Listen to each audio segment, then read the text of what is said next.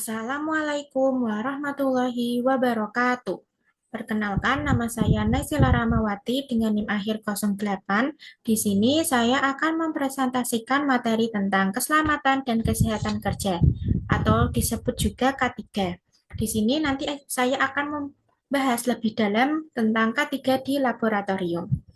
Untuk itu, kita akan masuk ke pengantar dari K3 itu. Nah, pengertian dari K3 yaitu upaya yang dilakukan untuk melindungi tenaga kerja dari berbagai potensi bahaya di tempat kerja. Nah, tentunya ketiga ini mempunyai tujuan utama, yaitu untuk mencegah terjadinya kecelakaan kerja dan penyakit akibat kerja. Karena dengan adanya sistem K3 yang baik, kita itu bisa bekerja lebih aman, sehingga resiko cedera atau apapun itu bisa diminimalisir. Selain itu, K3 itu juga bertujuan untuk menjamin lingkungan kerja yang aman, sehat, dan nyaman. Karena dengan adanya lingkungan kerja yang bebas dari bahaya, itu akan membuat kita lebih fokus. Nah, yang terakhir, K3 itu juga berperan dalam meningkatkan produktivitas kerja. Ketika kita bekerja dalam kondisi yang sehat dan aman, kita itu bisa bekerja lebih efisien. Nah, untuk yang selanjutnya, kita akan masuk K3 di laboratorium. K3 di laboratorium ini mempunyai pengertian yaitu serangkaian langkah yang, yang dilakukan untuk melindungi keselamatan dan kesehatan para pekerja di laboratorium. Hal ini sangat penting karena lingkungan laboratorium itu bisa memiliki banyak potensi bahaya, baik itu dari bahan kimia, alat-alat laboratorium, ataupun proses yang dilakukan. Nah, tentunya di K3 ini juga mempunyai tujuan. Yang pertama yaitu melindungi keselamatan dan kesehatan pekerja.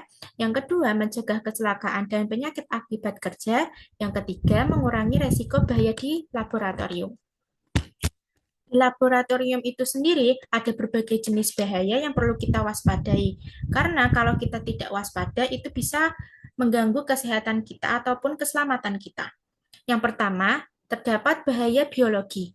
Nah, bahaya biologi ini melibatkan paparan terhadap mikroorganisme patogen ataupun bahan biologis berbahaya. Hal ini bisa menyebabkan infeksi ataupun penyakit jika tidak ditangani dengan hati-hati. Nah, yang kedua ada bahaya fisik. Pada bahaya fisik ini berupa kebisingan yang berlebihan ataupun radiasi yang datang dari alat-alat tertentu atau juga dari suhu ekstrim yang bisa menyebabkan gangguan kesehatan. Contohnya itu ketika kita berada di dalam ruangan yang suhunya itu panas banget ataupun dingin banget karena itu bisa mengganggu kesehatan kita. Nah, yang ketiga itu ada bahaya kimia. Di laboratorium kita itu sering berhadapan dengan bahan kimia kan secara berlangsung gitu. Nah, bahan kimianya itu bisa dari gas beracun ataupun bahan tumpahan bahan kimia yang bisa membahayakan kesehatan. Karena kalau kita terpapar langsung terhadap bahan kimia itu bisa menyebabkan iritasi kulit, gangguan pernafasan, atau bahkan itu bisa kita keracunan. Nah, yang terakhir itu ada bahaya ergonomi yang dimana itu terkait dengan posisi tubuh yang tidak nyaman ataupun beban kerja yang terlalu berat. Contohnya itu kita udah bekerja terlalu berat tanpa istirahat. Intinya kita itu sudah capek terlebih dahulu. Nah, yang dimana itu bisa berbahaya buat kita. Next, untuk yang selanjutnya itu kita masuk ke prinsip dasar K3 di laboratorium.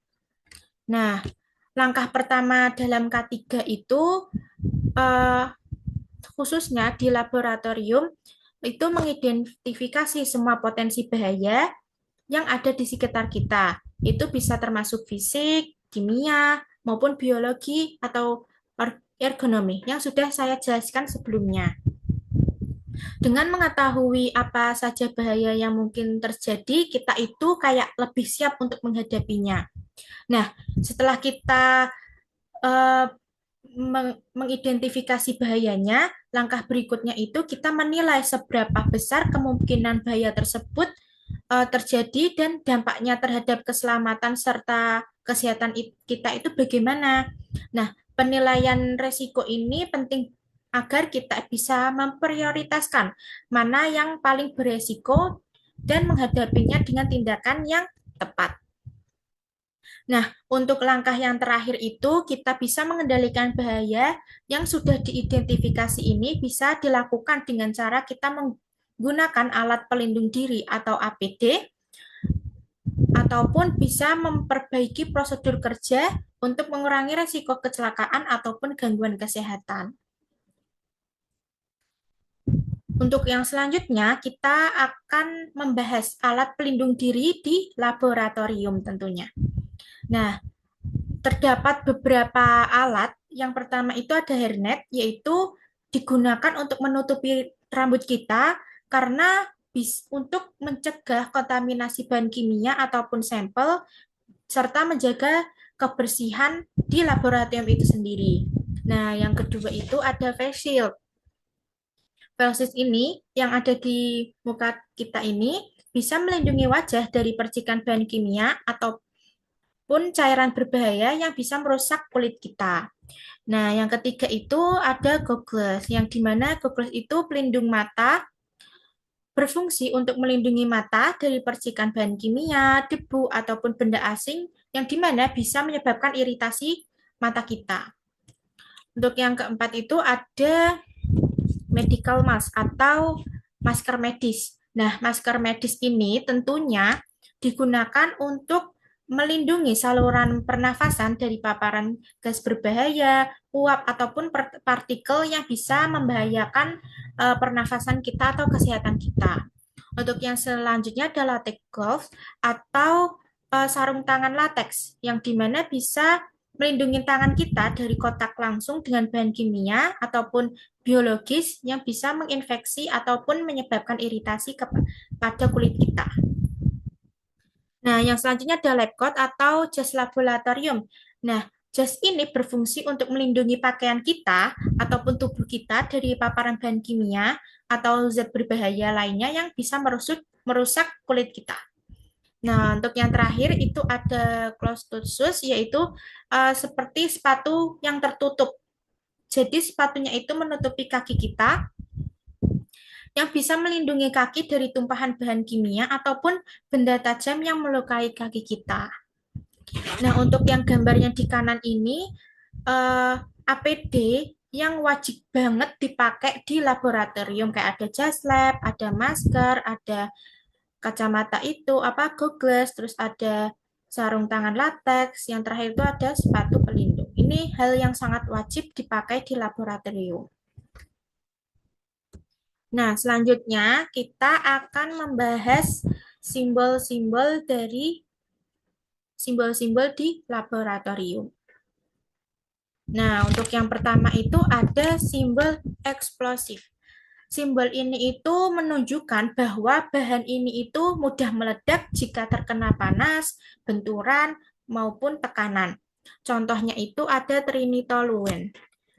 Nah, yang kedua, di sampingnya itu ada oxidizing. Oxidizing. Oxidizing ini, bahan ini itu bisa menyebabkan kebakaran atau memperburuk kebakaran jika terpapar dengan bahan lain. Contohnya itu ada kalium klorat. Nah, untuk yang di sampingnya ini yang gambar api, itu extremely flammable, yaitu bahan yang sangat mudah terbakar bahkan pada suhu rendah, misalnya itu dia terkena api kecil. Contohnya itu ada aseton ataupun etanol. Untuk yang selanjutnya ada korosif. Nah, dari simbol ini mengartikan bahwa bahannya itu dapat merusak atau bisa menggerogoti atau mengurangi bahan lain termasuk kulit maupun logam. Contohnya itu ada asam sulfat ataupun NaOH. Nah, yang selanjutnya ini yang gambar ikan mati dan ada pohon ini atau dangers for the environment, yaitu bahan ini itu bisa mencemari lingkungan, bisa mencemari air, tanah, sehingga itu bisa memperburuk ekosistem. Contohnya itu merkuri.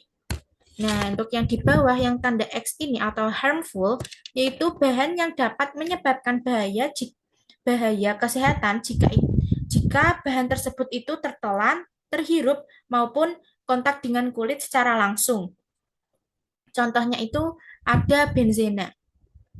Nah, untuk yang selanjutnya ini ada gambar api juga, highly flammable, yang dimana bahan ini itu sangat mudah terbakar dalam kondisi normal bahkan tanpa pemanasan.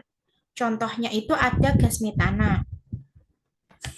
Untuk yang selanjutnya, yang gambar tengkorak ini ada toksik.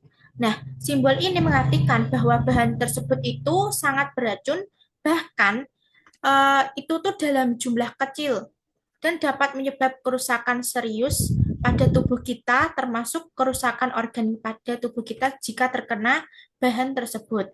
Contohnya itu ada cyanida. Untuk yang selanjutnya ada tanda X lagi nih, atau simbol iritan.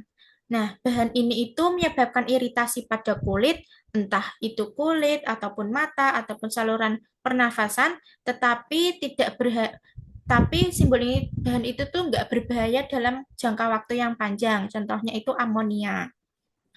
Untuk yang selanjutnya ada gambar tengkorak lagi, tapi ini tadi kan toxic. Yang ini very toxic. Nah, pada bahan ini itu sangat beracun dan dia itu lebih parah jika terkena. Bahkan bisa membuat bahan tersebut itu kalau terkena bahan tersebut itu bisa menyebabkan kematian. Walaupun dengan dosis yang sangat kecil. Contohnya itu ada racun tikus atau rodenticida.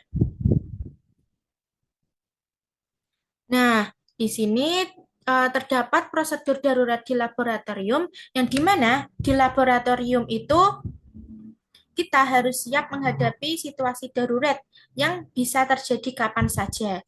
Nah, tentunya di sini terdapat langkah-langkah bagaimana sih menghadapi situasi darurat di laboratorium.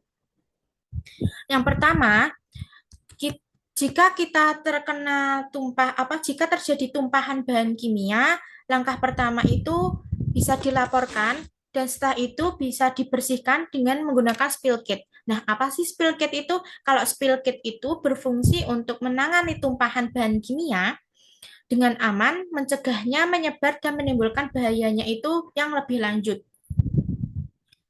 Nah, untuk yang selanjutnya apabila terkena bahan kimia itu terkenal di paparan kulit kita. Itu bisa dibilas dengan air selama 15 ataupun 20 menit untuk mengurangi uh, iritasi ataupun untuk mencegah dari kerusakan yang ditimbulkan oleh zat itu. Untuk yang selanjutnya, apabila bahan kimia itu terkena paparan mata, itu tuh masih sama kayak paparan kulit, bisa dicuci dulu matanya selama 15 ataupun 20 menit, karena ini bisa menghindari kerusakan permanen pada mata akibat bahan kimia. Untuk selanjutnya, apabila kita terkena paparan gas beracun itu bisa langkah pertamanya itu kita mengevakuasinya itu ke udara yang lebih segar dan kita harus memastikan bahwa udara itu tuh jauh dari sumber gas berbahaya. Nah, untuk selanjutnya jika terjadi kebakaran di laboratorium itu bisa menggunakan apar atau alat pemadam api ringan dan selanjutnya kita harus mengevakuasi. Dan saat menggunakan apar itu, pastikan kita harus jaga jarak dengan api tersebut agar tetap aman.